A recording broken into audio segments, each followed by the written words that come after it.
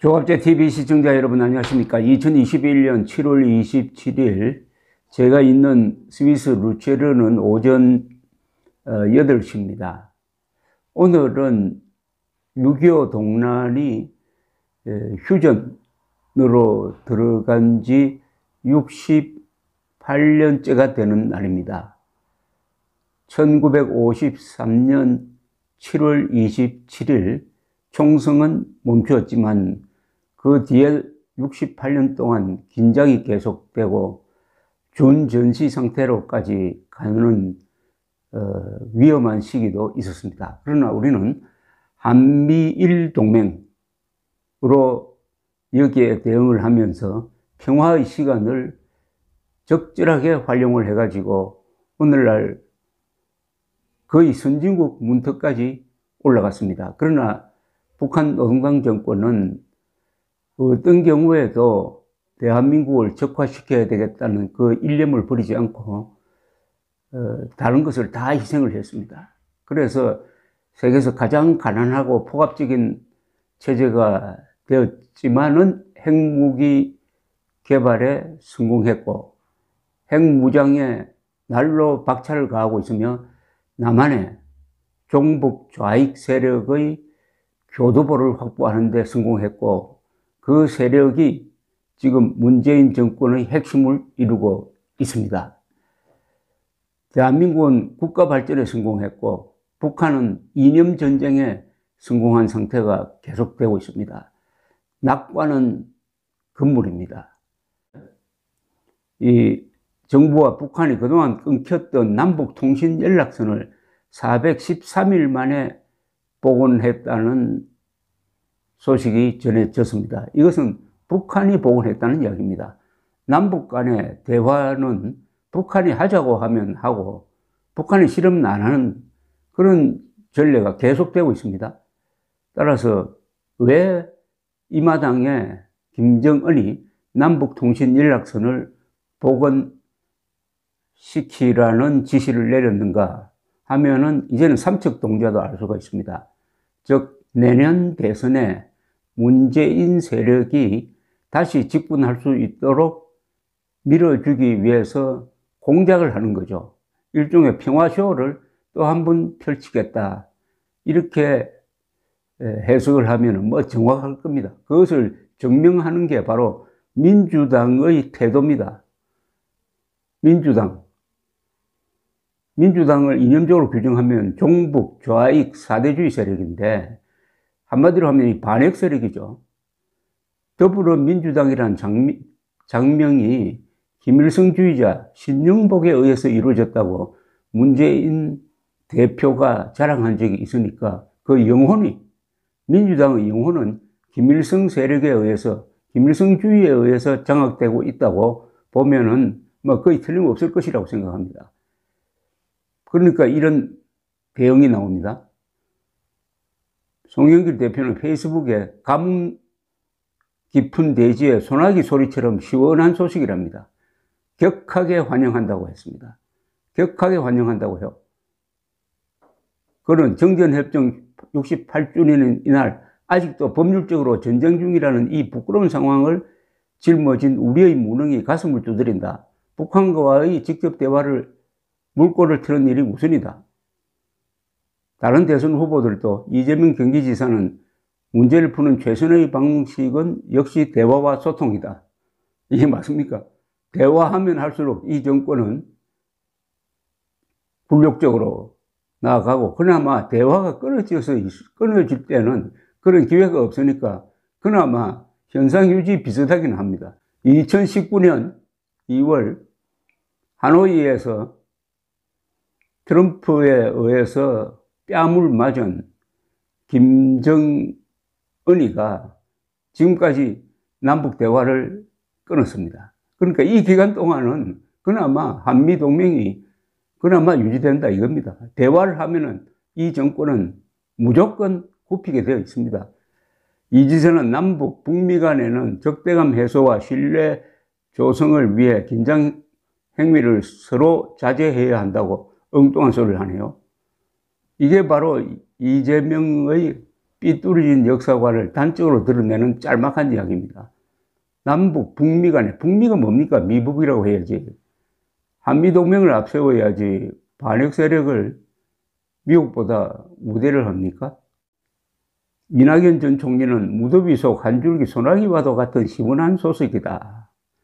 문재인 대통령과 김정은 국무위원장이 다시 시작한 담대한 걸음을 환영하고 응원한다. 이렇게 과장을 합니다. 통신선 하나 이어졌다고 해서 이렇게 감격하는 이 무리들이 5년 이상 더 집권을 하면은 대한민국은 북쪽으로 넘어질 겁니다. 강물은 다시 바다를 포기하지 않는다는 노무현 대통령의 말씀을 다시 생각합니다. 항상 남북관계를 이런 감상적 방식으로 접근하는 게 또다시 효과를 거둘 수 있을지 없을지는 우리 국민들이 그동안 깨어났느냐 안 느냐의 시험대입니다. 정세균 전 총리는 남북통신연락선 복원은 문재인 정부의 큰 성과이자 대국민 약속의 실천이다. 아니, 통신선이 무슨 성과입니까? 통신선 있는데도 연락사무소 폭발을 해도 우리가 전화를 걸면 받지도 않았는데 이거 받을지 안 받을지도, 이 전화 받을지 안 받을지도 북한이 결정합니다. 한 번도 이런 전화를 가지고 문재인, 김정은 사이에 통화가 일어난 적이 없습니다.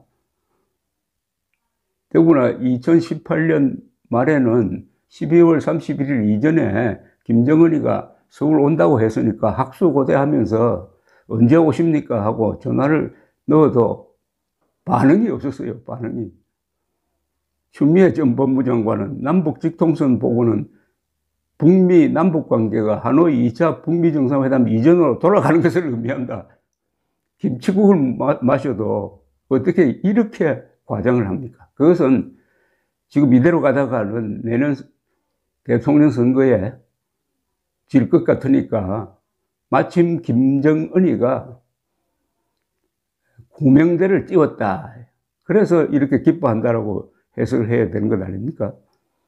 박용진 의원은 오늘 통신선 복원은 한미 정상회담을 통해 정세 변화를 주도적으로 이끌고 바이든 대통령의 공감과 지지를 끌어낸 문재인 정부 노력 덕분이다. 김정은의 결심 덕분이지 무슨 문재인 정부 노력 덕분입니까? 지금 김정은이가 문재인을 부하로 여기고 있는 것 아닙니까? 그럼 이런 변화는 상관이 하는 거지 부하가 하는 겁니까? 우리 조선일보는 이렇게 요약을 했습니다. 경색 국면에 있던 남북관계가 일대 반전의 기회를 맞으면서 여권에선 내년 대선을 앞두고 호재로 작용할 수 있다는 기대감도 감지된다. 부동산 실정 등으로 정권 심판론이 팽배한 가운데 대북 문제 해결을 문 정부를 대표할 업적으로 삼을 수 있기 때문이다. 내년 대선 직전인 2월에는 북경 동계올림픽도 예정되어 있어 남북한 빅 이벤트를 추진하기에도 나쁘지 않다. 민주당은 2018년 지방선거 직전 열린 남북 정상회담의 특수효과를 톡톡히 누리며 압승을 거둔 바 있다. 4.27 선언이 있었고 6월 12일 바로 싱가포르에서 트럼프와 김정은이가 회담을 하면서 그 다음날 있었던 6월 13일 선거에서 당시 자유한국당이 참패한 것을 이야기를 합니다. 우리 국민들이 또 속으면은 개돼지 취급받습니다. 간단합니다.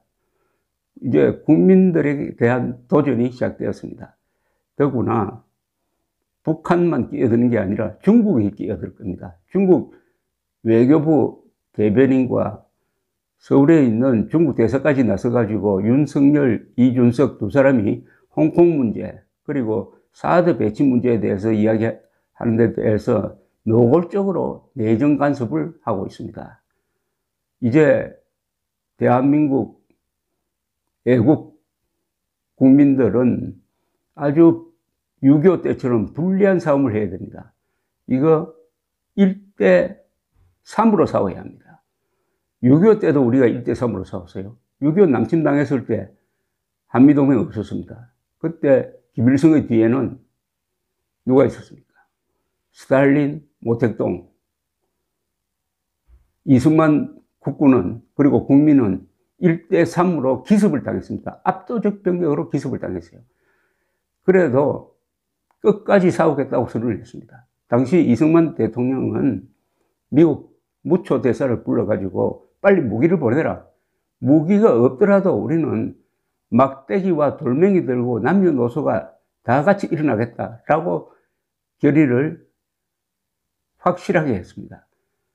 기습당한 군대가, 기습당한 정부가 이렇게 버틸 수 있었던 것, 더구나 세계에서 가장 강력한 육군을 가진 소련, 중국, 그 앞잡이 김일성을 상대로 1대3으로 싸우겠다는 이 결의, 그리고 트루만 대통령의 결단이 대한민국을 살렸고, 바로 그 효과를 우리가 누리고 있고 문재인도 누리고 있지만 감사하는 마음이 없습니다. 바로 그 정신으로 돌아가야 됩니다. 더구나 오늘이 7.27 정전 68주년, 북한은 이날을 전성절로 기리고 있습니다. 자기들이 이겼다는 겁니다. 사실은 진 거죠. 6.25 때 대한민국이 버티는 바람에 대만이 살았습니다. 그리고 일본이 경제 부흥했습니다. 그리고 나토가 군사 조직으로 강화되었습니다. 서독이 재무장했습니다. 미국은 군사비를 4배 늘리고 본격적으로 소련을 상대로 해가지고 군비 경쟁을 합니다. 그 40년 뒤에 서울올림픽 계기로 해가지고 동구 공산권이 무너져 버렸습니다. 그리하여 자유세계가 이겼습니다. 이 자유세계가 이기는데 대한민국 국민은 6.25 남침에 대한 저항과 88 올림픽을 통해서 크게 기여했습니다. 우리 민족 사상, 세계의 평화에 이렇게 기여한 것은 신라의 삼국통일 이후에 약 300년 동안 동북아시아의 평화를 가져온 이후 두 번째였습니다. 그런데 문재인 세력은 이 모든 대한민국과 우리 국민들의 성취를 부정적으로 보는 자입니다. 이번 3월 9일 대통령 선거도 마찬가지입니다. 또 속느냐는 겁니다. 또 속으면 개돼지다. 또 속으면 개돼지다. 이 말만 계속 이어가면 됩니다. 전화선이 그러면 복원되었으면은 문재인 정권이 해야 될 일은 뭡니까? 해수부 공무원 피살 사건에 대한 책임 규명, 배상을 요구를 해야 되죠. 그거 하지 않는다면은 이게 사기고 이 전화를 통해서 대한민국에 대한 공작을 본격적으로 진행할 것이다. 이미 공작이 성공했네요. 전화선 통했다는 것만 해도 이 문재인 세력이 이렇게 환호작약하는 거 보면은 공작은 성공했습니다. 그러나 대한민국 국민들에 대한 공작이 성공할 것이냐? 그것은 3월 9일 결과가 보여줄 것입니다. 감사합니다.